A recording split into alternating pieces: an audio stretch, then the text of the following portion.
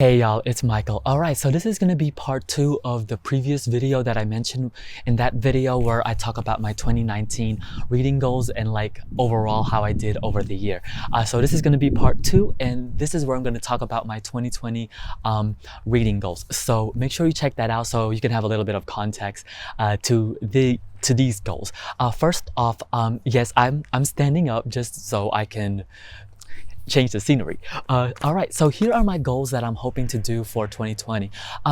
There's not a lot. I only have 4 on these because I feel as though I am really wanting to streamline my reading. For me anyways, I think that this year, 2019, I really got down like my routine.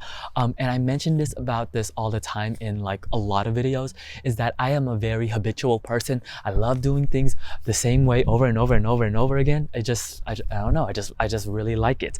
And so I only have 4 for this one. So the first thing that I want to start doing is leaving more comments. I do not do this enough. I have been on Booktube for quite a while, and this is one thing that I should be doing more often, because it's like not only engagement, but it's also just makes me feel so much more of the community. I watch so many Booktube. Y'all don't even know. Like, I watch a lot of videos. I watch all my videos on 2x, which is like, my dad's always like, when he sees me watching videos, like, you can understand that? I'm like, yeah. I listen to my YouTube videos, my Booktube videos on 2x, and I like even listen to podcasts on 2x, so I consume a lot. Like, when I tell y'all a lot, I mean like a lot. So I just want to leave more comments. The thing is, this is always one of those things where it's like, I want to leave a comment, but I always feel as though I don't have anything even more to add to the conversation, or it's just, I always feel like maybe it's a little bit like more generic, like the comment is like so generic that for me leaving a comment doesn't even warrant it at all. But I know that it not only makes like me have engagement with the person that I'm viewing, but it's also like, I know personally when I receive a comment from like any of y'all, it makes me like, oh yeah, like it perks me up. So I know that it does that to y'all, especially those people, especially the booktubers who like respond back like immediately. I'm like, whoa, that was fast. But yeah, I want to start doing that more. So this is going to be what the bulk of this video is about. Another goal that I want to continue that I started last year, well, not last year, but well, 2019, this year, is about reading every day. So last year I wanted to basically read out an hour every day. As the more I progressed through 2019, I started to figure out that this goal is a little bit harder than I anticipated. And that's because an hour every single day is harder than it seems. Like, it sounds very easy, especially, but during certain months and during certain days, it gets hard. It really does. Like when I was at MomoCon at the anime convention, trying to read an hour out of like, even though the days where it's so packed and we're doing so many things, it was hard. Even when you get home, even when you get back to your hotel, like you just don't even want to read because you're so tired. Halfway through, I started to really accept that I don't think I want to read an hour every single day. I want to just read every day. So in 2019, this year, I really started to embrace that, especially as I got more towards half of the year, just to even read like even 10 minutes a day. And I found that this was so satisfying because I'll pop up my Bookly app. So I use my Bookly app to keep track of my reading, and the Bookly app is a little bit ooh, my glasses. Now the Bookly app is a little bit iffy because like every once in a while it doesn't necessarily work. Like there's some days where it doesn't, like I would read for 30 minutes and I would hit stop, but then it wouldn't save it as 30 minutes. It's really weird in that regard. And usually it happens when like there's a major update, like an iOS update, or like the app itself updates. I usually know my reading pace depending on the book because I'm so used to it. I love that the app also tells me how long in hours and minutes it's gonna take if I'm reading at the same pace. Yeah, reading every single day, I think it's gonna be doable.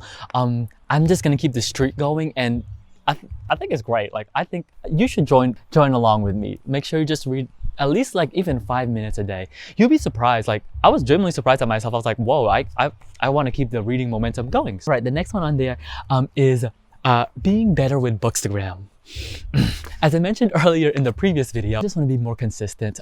I do post stories on there, like of my life and like other things and whatnot, but I don't really post on my on the timeline feed. Bookstagram is really weird. It's interesting because, and I say that because I'm not gonna lie, y'all, when someone has a picture, right, of a book, and then they have this long like review about it, I'm not gonna lie, I don't read it. This is a booktube channel where we read books.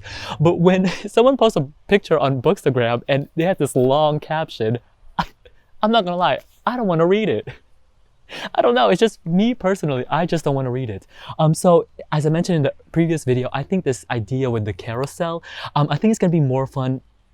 I think it's going to be fun for me because I'll be able to incorporate video into it. So I'll be able to talk about the books and do photography and videography and like meld and mix the two together. And it's also one of the things that goes back to that previous goal is I don't leave comments a lot on Bookstagram pictures. I just don't. I just tap it. I tap the like button and keep scrolling. So I don't know.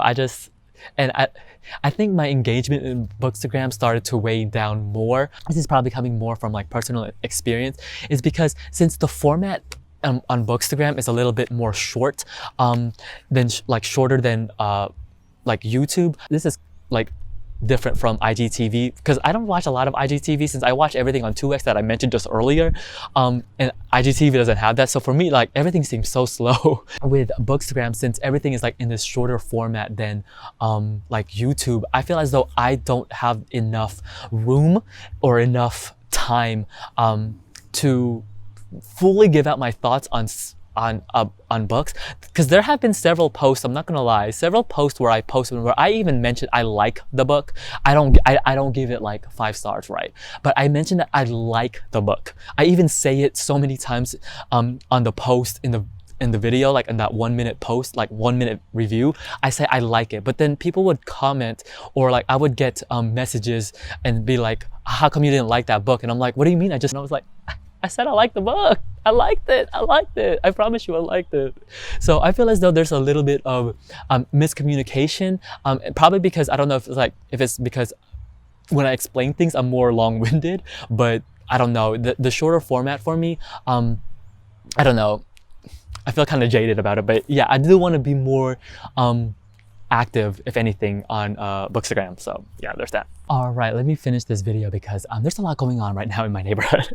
So the last thing on here is short stories. I want to continue doing those short story reviews and get back up on it at the start of January, probably December going to January, so I can get the ball rolling. I mentioned in the previous video on like why I started doing those short story collection reviews, but also I just really enjoyed them. I just love short stories. It's a type of storytelling that I really like because it's literally to the point.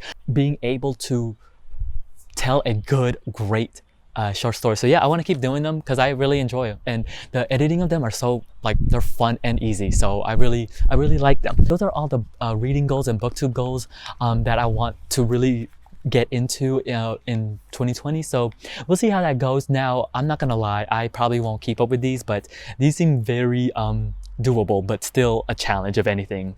So yes, if you made one of these videos, let me know. I would love to check out your video. I love these type of videos, especially towards the end of the year when everybody starts posting them. Oh my god, they're so much fun to watch. So yes, until then, I'll see you guys until next time. Bye.